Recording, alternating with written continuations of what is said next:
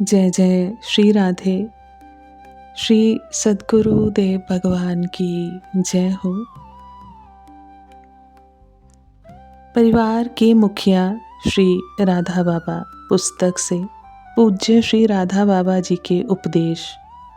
पूज्य बाबा कहते हैं, मनुष्य ज्यों ही राम का नाम लेता है त्यों ही उसके सारे पाप नष्ट हो जाते हैं।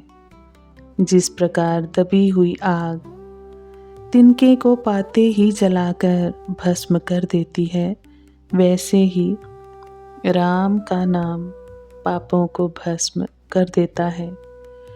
इस पर यदि आप कहें कि हम लोग दिन रात राम राम राम जपते हैं, पर मन का कलुष तो धुला ही नहीं, इसका उत्तर है विश्वास नहीं है आपको। यदि विश्वास होता तो कलुष रह ही नहीं सकते मन में। भगवान ने गीता जी में कहा है, मेरा नाम जो है वे अत्यंत पवित्र है, अत्यंत गुप्त है, अत्यंत सुलभ है, बहुत ही सुख करनीय है, पर प्रमादी लोग नहीं ले पाते, नहीं ले सकते, अतः मुझे प्राप्त नहीं कर पाते। एक उपाय ये है कि जो भी नाम आपको प्रिय लगे, जो भी नाम आपको प्रिय लगे, उसे मन ही मन पुकारते रहिए। ना होंठ हिले, ना जीभ।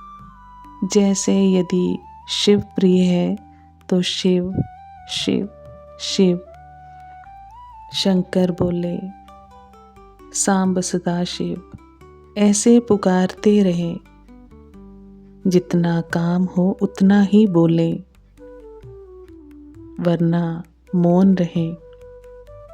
यदि राम प्रिय है तो राम को ही पुकारें, राम राम राम, इस तरह पुकारते रहें।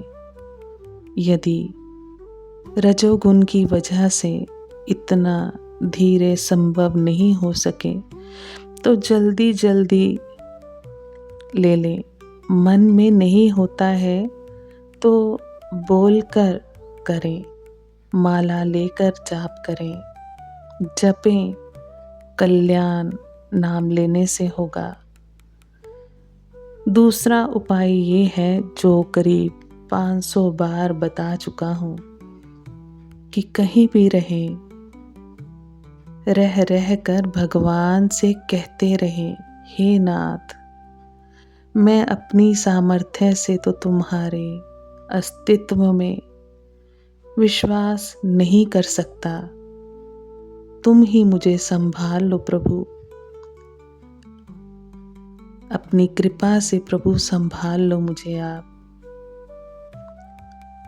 शब्द रटने की आवश्यकता नहीं, आवश्यकता है भाव से, आर्त भाव से। इतनी पुकार सुनते ही भगवान इतने दयालु हैं कि वे द्रवित हुए बिना रह नहीं सकते। आपको उनके अस्तित्व का भान अवश्य ही होने लग जाएगा।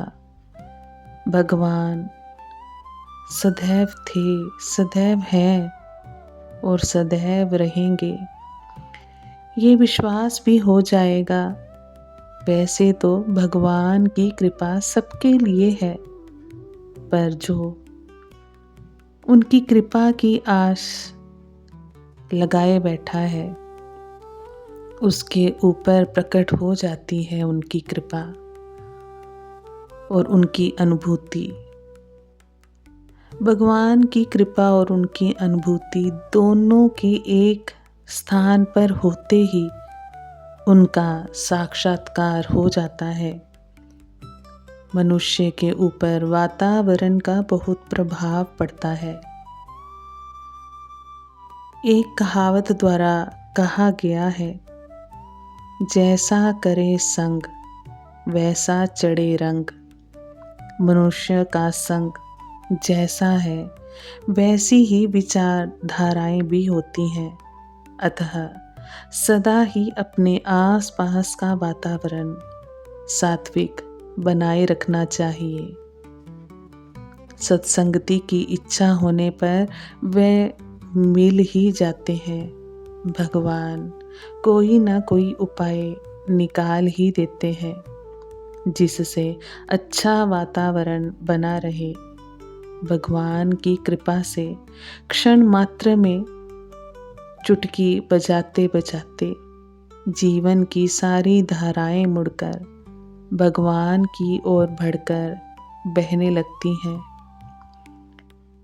ये कैसे होता है ये कोई जान नहीं सकता। निम्नलिखित घटना इस प्रकार प्रत्यक्ष उदाहरण है। ये अभी लगभग 60 वर्ष पहले की बात है। एक ब्रज के महात्मा थे। वे मधुकरी हर घर से करते थे। मधुकरी अर्थात रोटियों के टुकड़े, उसको मधुकरी कहते हैं। जितनी मिल जाती मधुकरी उतनी ही खाकर अपने जीवन का निर्वाह करते। यही उनका 40 वर्षों का नियम था। एक दिन कुछ गोपियाँ दूध दही बेचने जा रही थी। उनकी दृष्टि पड़ गई। उन्होंने पूछा, गोपी माता आप क्या बेच रही हो? गोपियों ने कहा, दूध है। इतना सुनकर ही उनके मन में आया कि अगर दूध कहीं से मिल जाता तो खीर बनाकर खाता। उनका सोचना था कि खीर बनने का पूरा इंतजाम हो गया। कहीं से दूध आ गया, कहीं से चावल, कहीं से चीनी। उन्होंने खीर बनाई, बनाकर थाली में परोसकर भोग लगाने के बाद खाने चले कि उनके मन में आया, हाय 40 वर्ष बाद भी मेरे मन में खीर खाने की तृष्णा जागृत हो गई। इस जीवन से तो ना जीना ही अच्छा है। स्वाद वृत्ति अभी भी मरी नहीं। इतना सोचकर वे दुख के मारे जोर से दोनों हाथों से अपनी छाती को पीटने लगे। हा किशोरी, हा किशोरी कहते हुए विलाप करने लगे। इतना बोलते ही वहाँ राधा रानी प्रकट हो गई और बोली, बाबा खीर खा लो, ये सब मेरी ही माया से हुआ है। तो इस प्रकार भगवान की कृपा चुटकी बजाते बजाते प्रकट हो जाती है। पहले के वर्षों में मनुष्य 25 वर्षों तक ब्रह्मचर्य व्रत का पालन करता हुआ गुरु आश्रम में विद्या अध्ययन करता था। विद्या अध्ययन के बाद फिर 25 वर्ष की आयु पूरी होने पर गुरु पूछते थे कि कौन सा आश्रम ग्रहण करोगे। इस पर अधिकतर तो गुरु पर ही छोड़ देते और कुछ अपना मनवांछित संन्यास, गृहस्थ आश्रम आदि ग्रहण करते। जो गृहस्थ आश्रम स्वीकार करते वे 25 वर्ष की आयु तक गृहस्थ धर्म का पालन करने के बाद वन में चले जाते थे। उनमें से अधिकांश की पत्नियां भी उनके साथ चली ही जाती थी। फिर 75 वर्ष की आयु तक वनवास के बाद वे सन्यासी हो जाते थे।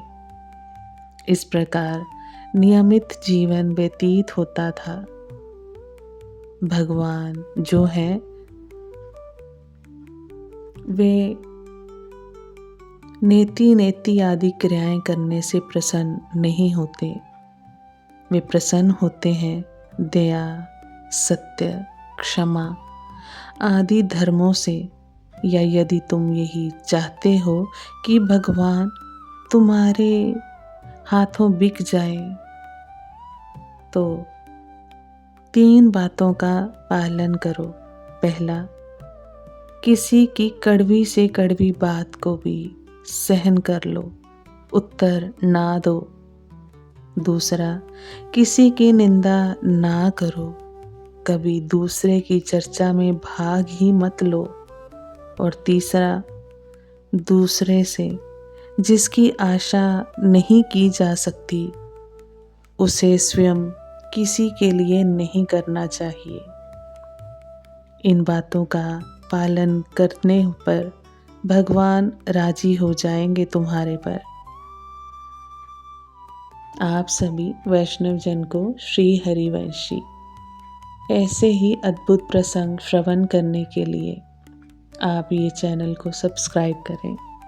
आप सभी वैष्णव जन को श्री हरिवंशी श्री सद्गुरुदेव भगवान की जय हो। जय जय श्री हरिवंश।